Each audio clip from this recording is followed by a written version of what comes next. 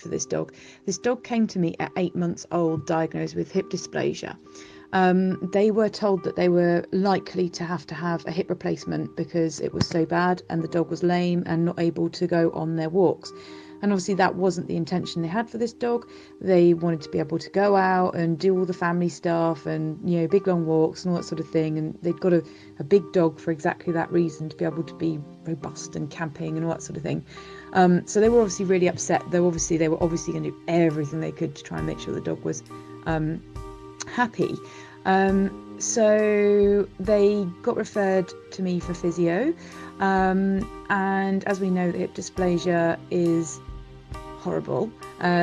We obviously know that it's about the hip joint not fitting together and working properly and not supporting the dog properly, creating too much heat in the joint and potentially arthritis in the future. But ultimately that joint is luxating or subluxating, you know, constantly, which is really awful. And the dog was lame regularly and was not in a great way. So from a physio point of view, I started a program of muscle building. I was quietly confident that we would be able to deal with this. I ramped the walks and everything right back down to low. So it was literally 10 minutes 4 times a day to start with. So these owners were incredible at doing as they were told. I was thrilled to bits. And every time they came back to me, which was to start with was a week and then 2 weeks as we slowly progressed the plan, I gave them more space between their sessions. And I started building up their exercises so that they had more and more exercises to do to build that strength. And as they did it, every time they came back, they had taught the dog, because one great thing about this case was because the dog was so young and so eager to learn, they were able to literally do everything.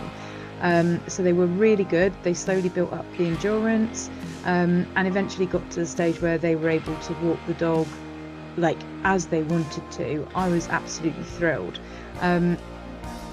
The visits were lovely. Like I say, the owners were really good about following their protocols. I just remember very slowly introducing and starting with weight shift exercises and then slowly increasing those weight shift exercises. And we eventually moved up to some quite serious gluteal work and core work, including the very controversial sit pretty. They have now got the dog that they always wanted, that goes out on all these massive walks and all that sort of thing. But the dog also does do all of the strength training that's needed, and they still do it to this day. This case is actually now 4 years on. The dog has not had any lameness, and the dog comes back now just for annual checkups.